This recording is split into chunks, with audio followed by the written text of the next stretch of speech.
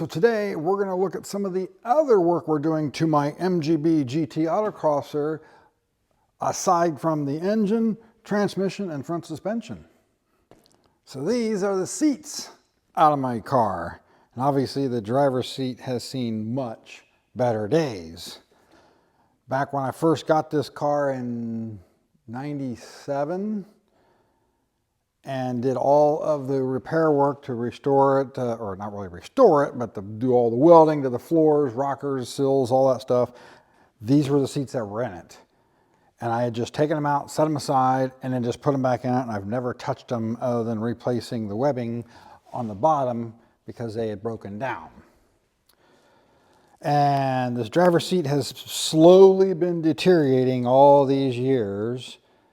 And in the last 2 to 3 years, it has really started deteriorating at a much faster rate. And my current girlfriend does interior work on the side, and she is really not liking looking at this thing and is wanting to do something with it. And was waiting for me to start working on the car so we can pull the seats and she could try to fix them. Now, I never wanted to actually take these out, put all new foams, all new covers on them, and completely redo them, because I've been looking at the idea of replacing these seats with something else that would be a bit more suited to, say, performance driving and autocrossing, and hopefully would weigh just a little bit less than these. But as of yet, I haven't decided what I'm going to put in. Now, I know a lot of people say, hey, why don't you throw the Fiero seats in? Well, I've done the Fiero seats in customer cars. I know several people who have them.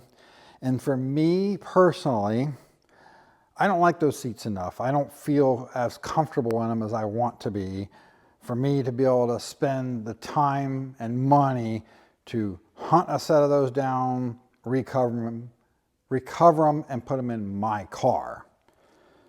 So it just so happens that one of my other club members has recently bought some foams and new seat covers through me to redo his seats, and he has a GT with the same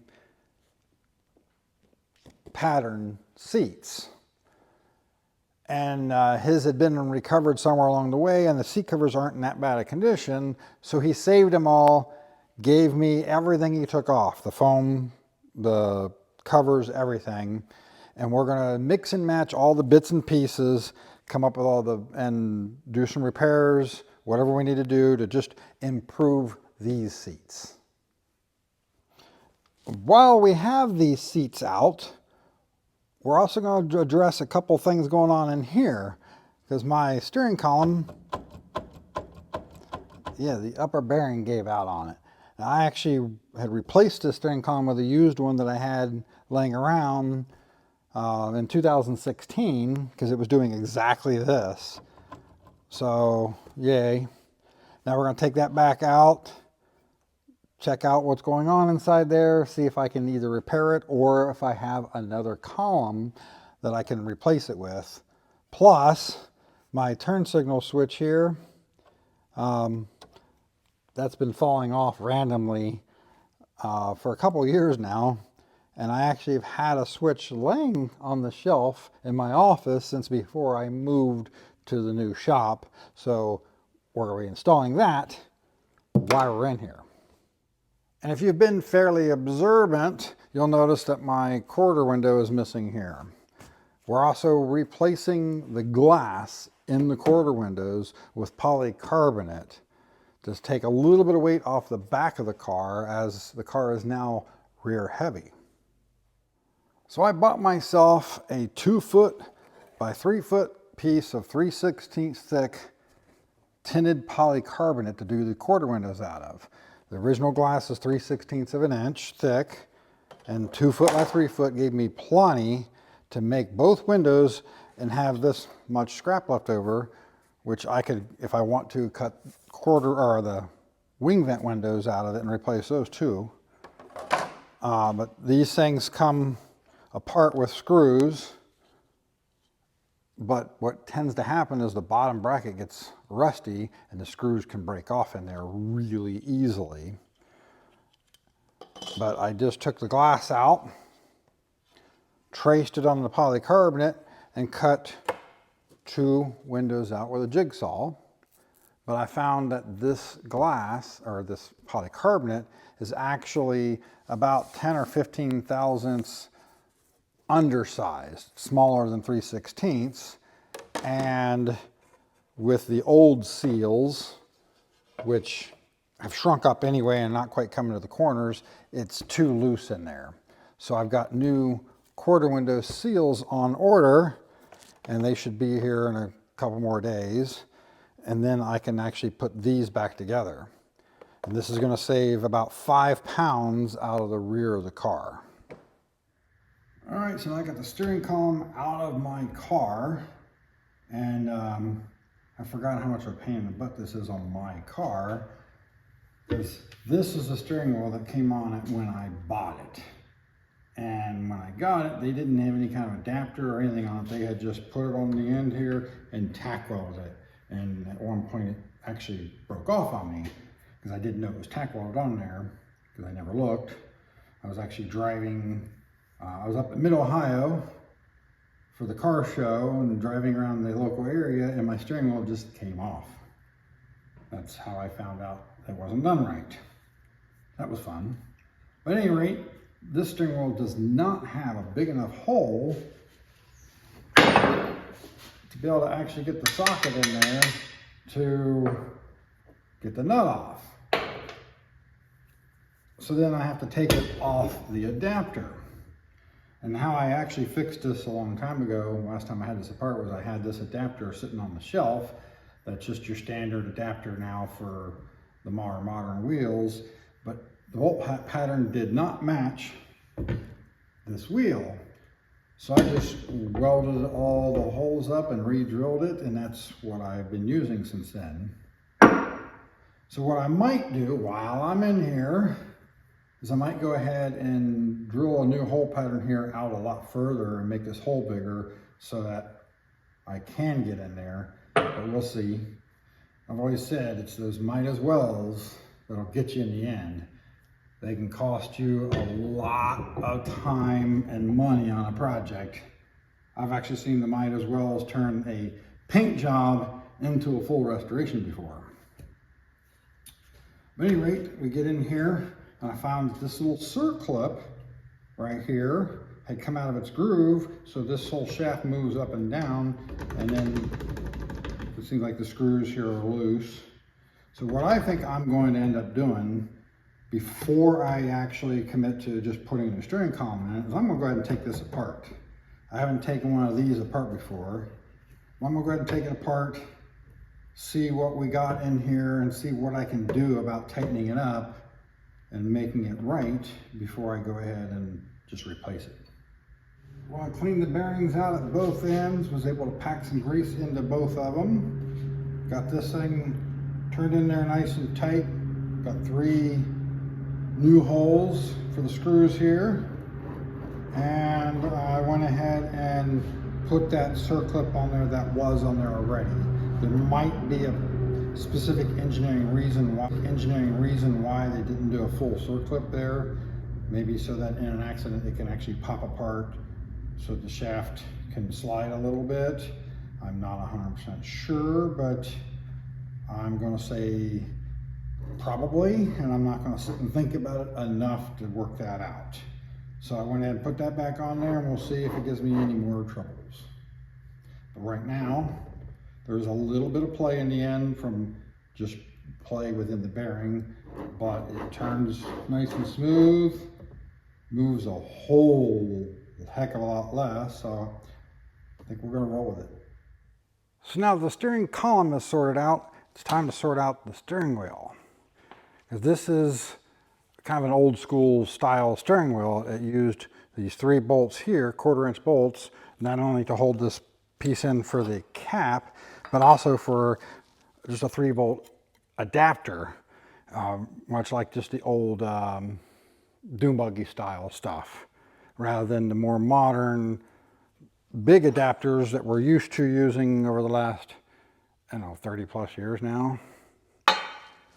But the way this is made, and of course I think I said in a previous section, which was recorded actually a couple weeks ago, that I had re-drilled this to fit this, which that's not actually what those were for. That was just to hold the two halves together. But now it bolts to there. But then you can't get to that nut, so the only way to do it is you have to put this on the car and then mount the steering wheel, put some bolts in it, and see if your steering wheel is straight. If you need to move it, then you got to unbolt this, then unbolt this, turn it, put it back on. That's kind of a pain in the ass. So we're making the center hole bigger. What I did was I re-drilled for 3 number 10 screws further out and put nylox on the back of there, and then I tacked on just a piece of scrap metal on my scrap pile right here. Found my center line, drill a pilot. I'll go ahead and drill that out to the same size as this, and found myself a hole saw. The biggest thing I have sitting here that will stay inside of these screws is 1 3/4 inches. So we'll drill this out to 1 3/4 inches, give me enough room to be able to get that nut off, to be able to turn and change it, and rather than screwing with doing it the hard way. So I got my glazing rubber in for the quarter windows here, and I tend to always forget when I order this stuff that this stuff oftentimes doesn't fit real well and doesn't work as good as you hope it will. And in this case, it was absolutely no exception. The replacement rubber here is trash. Don't buy it, don't use it. It does not work at all. And they just raised the price on this, almost doubled it. So my guess is they lost their supplier, went to a new supplier, and the stuff that's being supplied now just isn't working. So this is the thickness of the original stuff that come out of it. This is the replacement. That extra thickness is just too much. It simply will not squeeze into the frame. I've tried, I have worked on this thing, I have used several different lubricants, different ways of trying to make it go. All I'm doing is tearing up the rubber, and it will not go in. And you got to remember, the polycarbonate that I'm using is 15 thousandths of an inch smaller, giving you more room to work with. So if you were trying to use the glass, there's no way you're going to get that glass in there without just completely shredding this or breaking the glass. So, sucks, but that is the current state of parts. And my guess is there's two possible reasons for this. One is they either measure this and say, well, that stuff's probably shrunk over the years, it's been 50 years, and they come up with a formula for how much it's probably shrunk, and then they try to either make or find something that matches that, and then when they can't find something that matches that, then they find the next closest thing. And they probably overestimate the amount of shrinkage and end up with something too thick, because it's really common for these seals to just be too thick. I mean, door seals are too thick, trunk seals are too thick. Almost all the glazing rubber for everything is really hard to put in because it's too thick. And you have to be resourceful enough to look for other alternatives. Like that Austin Healey 3000 I worked on last year when we tried to put the glazing rubber holding the window to the regulator. The stuff that sold for it was so thick and was just regular rubber, and there was just no way. It just was not going in there. And so me being in this business and knowing some of the other stuff that's out there, I ended up grabbing some glazing rubber for an MGB vent window assembly. It was just slightly thinner, and it's made in less rubber, more of a tar-based material, but rubberized tar, and which made it slightly more compliant, yet would make it stick and hold well, and worked really well for that application. I have been looking around for stuff for this, and I'm finding some stuff that looks like it might work, but it's gray, not black, which would look pretty stupid, I think. And everything else I'm finding was just either way too tall, still too thick, or was just simply made for 1/8 inch glass, not 3/16. And I didn't want to buy more polycarbonate and cut more of them out because I already spent the money on this stuff. So my decision here, what I decided to do, is I'm going to reuse the old seals. But if I reuse the old seals, of course it fits a little bit loose in here.